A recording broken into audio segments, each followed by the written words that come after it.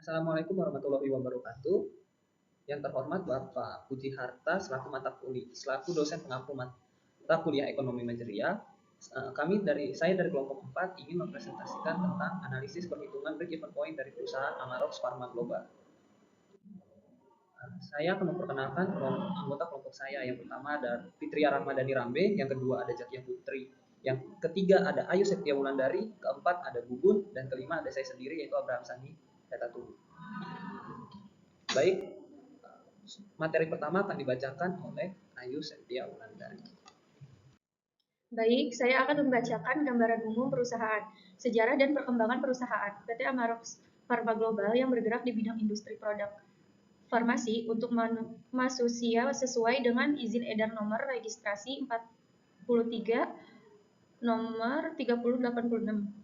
Diterbitkan pada tanggal 17 Maret 2017, PT Amarox Pharma Global adalah industri farmasi merupakan salah satu tempat apoteker melalui pekerjaan kefarmasian, terutama menyangkut pembuatan, pengendalian, mutu sediaan farmasi, pengadaan, penyimpanan, pendistribusian, dan pengembangan obat. PT Amarox Pharma Global sendiri merupakan anak usaha hetero perusahaan farmasi generik di Indonesia dan produsen obat antiretroviral di dunia.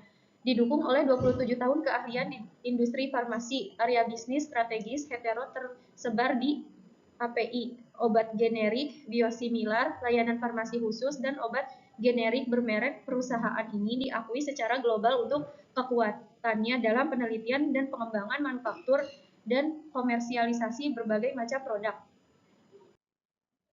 2. Lokasi perusahaan PT Amarox Pharma Global terletak di Jalan Cempaka, Blok F18, nomor 2B, Delta Silicon 2 Industri Park, Desa Cibatu, Kecamatan Cikarang Barat, Kabupaten Bekasi, Provinsi Jawa Barat, 17530, hasil belajar siswa.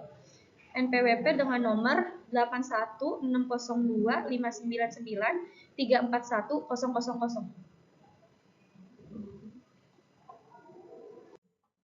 Ya, kemudian ada jumlah tenaga kerja. Untuk mendukung kegiatan operasional perusahaan, dibutuhkan tenaga kerja yang handal dan terlatih baik untuk jajaran manajemen, staf maupun untuk ditempatkan di bagian produksi. Jumlah karyawan yang bekerja di PT Amarox Pharma Global yang sudah menjadi karyawan sekitar 80 orang. Yang terupdate sekarang berjumlah kurang lebih 330 tenaga kerja. Kemudian pada bagian produksi, bahan-bahan produksi yang digunakan, bahan baku penolong yang digunakan meliputi produk farmasi untuk manusia dan bahan penolong lainnya yang didapatkan dari impor atau lokal. Hal ini untuk menjaga kualitas produk sesuai dengan standar.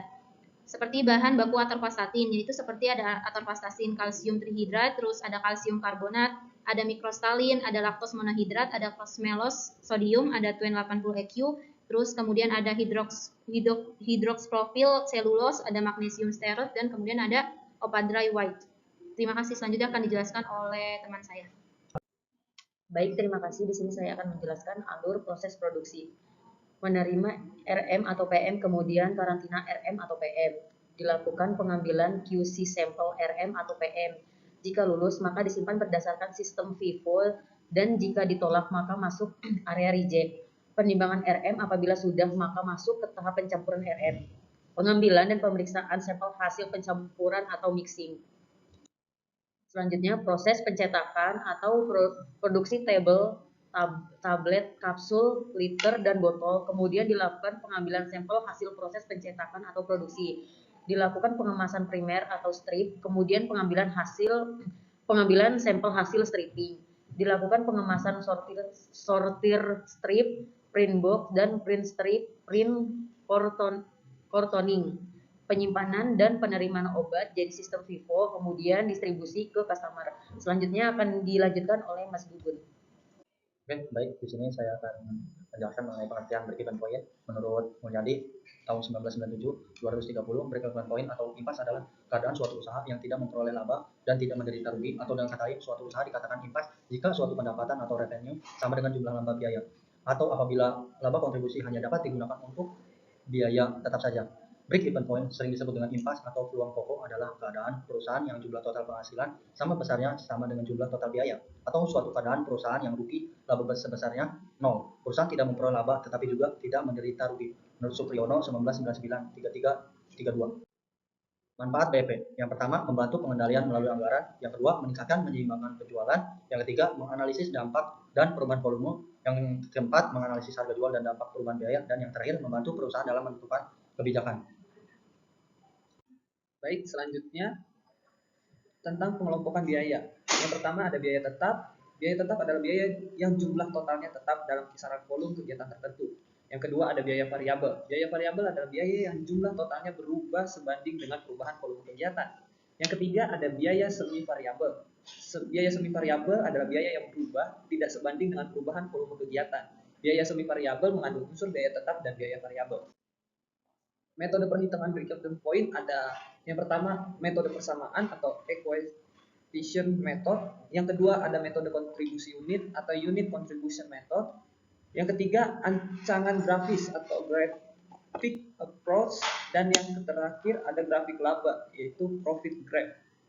Ya, kemudian ada analisis data yang kita dapat dari hasil observasi PT Amarok Pharma Global, yaitu ada biaya tetap sebulannya itu sebesar 170.703.834, yaitu terdiri dari gaji karyawan itu 11.891.673, terus biaya penyusutan dan amortisasi yaitu 45.598.758, terus ada biaya supplies yaitu 22.876.611. Kemudian ada biaya listrik ada 1.276.750. Terus ada biaya air PDAM yaitu 3.181.910. Kemudian ada gaji supervisor sebulannya itu ada 77.672.685. Kemudian ada gaji telepon dan fax yaitu 6.235.191. Kemudian yang kedua itu biaya variabel sebulannya itu sebesar 161.598.152, yang terdiri dari biaya bahan bakunya itu 63.807.615. Kemudian ada tenaga kerja langsung yaitu 73.750.000, terus biaya lain-lain yaitu 24.040.537. Kemudian ada harga jual per unit dan juga produksi. Ini kita harga jual per unitnya tuh dengan harga Rp21.504, terus jumlah unit produksinya itu 350.000. Baik, terima kasih. Selanjutnya akan dijelaskan oleh Mas Gugun. Oke, di sini saya akan menjelaskan mengenai biaya variabel unit. Bagaimana sih cara mengetahui hasil atau mengetahui nilai dari variabel unit? Yang pertama kita dulu totalin dulu total biaya variabel dibagi jumlah unit produksi. Sudah dijelaskan bahwa tadi total biaya variabelnya itu Rp161.509.152 dibagi total jumlah unit produksinya itu 350.000 unit sama dengan 461,71 unit.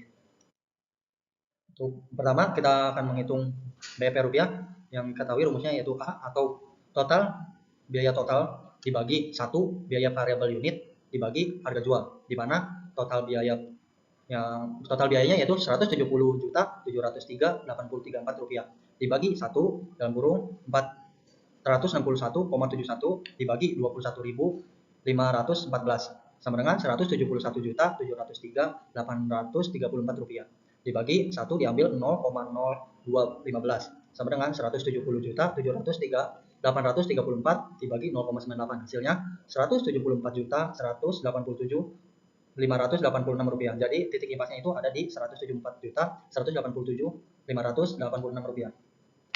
Oke, selanjutnya menghitung BEP unit. BEP unit rumusnya itu A atau total biaya dibagi P harga jual dibagi B. B itu biaya variabel unit. Di mana total biaya produksi 170.703.834 dibagi harga jualnya yaitu 21.514 dikurang 461,71 rupiah sama dengan 170.703.834 dibagi jumlah tadi 21.050 rupiah sama dengan hasilnya 8.109 unit. Yang terakhir perhitungan atau kerugian pada saat produksi 350.000 unit. Yang diketahui biaya tetapnya 170.703.834. Yang kedua biaya variabel unitnya 461,71 unit, harga jualnya Rp21.514. Diketahui langsung ya di Rumusnya TR atau pendapatan sama dengan P dikali X, P-nya itu harga jual, X-nya quantity belum diketahui, sama dengan 21.514 quantity. TC atau total cost sama dengan peak cost ditambah total cost. Peak cost-nya itu 170.703.834 ditambah 461,71 K.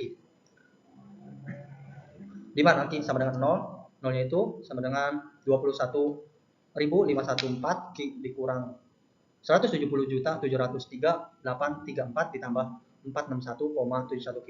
Kita samain dulu dikali seberang, di mana nilai penyebutnya sama K. 21.051 K dikali 416 dikali negatif 46171 K sama dengan 21.051 K dikurang 170.703.834 dikurang 46171 K. Kita pindahin dulu yang 21.000-nya ke sebelah kiri menjadi negatif, yang plus 61 minus negatif 461,71 itu jadi positif. Di mana 21.514 K ditambah 461 rupiah 71 K sama dengan 21 minus 21.000 0,52 rupiah dibagi 170.000 dibagi 170.703,83 rupiah dibagi 21.000 0,52 sama dengan K-nya itu 8.109 unit. Yang terakhir ya.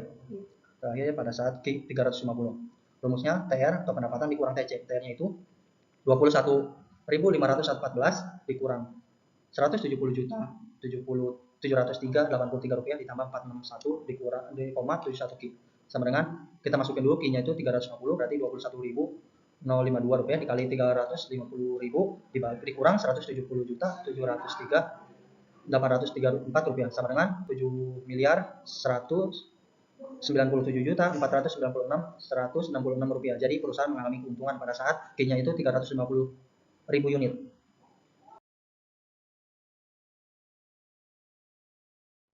Baik, sekian dan terima kasih atas presentasi dari kelompok kami. Kurang lebihnya mohon maaf. Wassalamualaikum warahmatullahi wabarakatuh.